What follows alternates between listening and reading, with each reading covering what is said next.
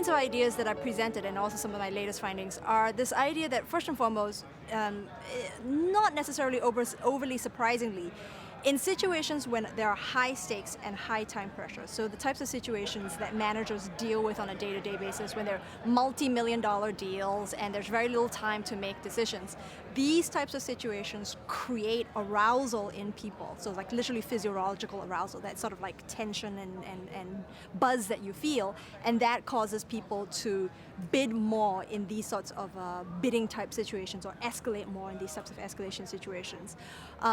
Associated with that is the fact that ahead of time, nobody thinks that they're going to be affected by these sorts of issues, right? So nobody thinks that they're going to be affected by stakes, nobody thinks they're going to be affected by time pressure, nobody thinks they're going to be affected by these sunk costs, so these initial investments.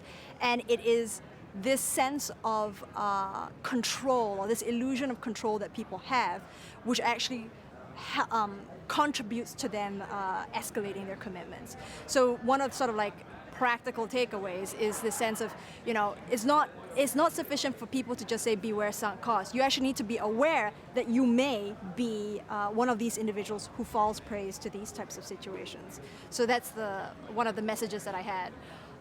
The second part of it was how to prevent all this, and initially I talked about arousal and how that's a problematic emotion in decision making. The flip side of it is that if you look at how emotions can help decision making, I looked at how regret can actually help people to make better decisions. So by imagining the regret that you would feel by bidding more than 20 pounds for a 20-pound note, people can actually learn not to overbid.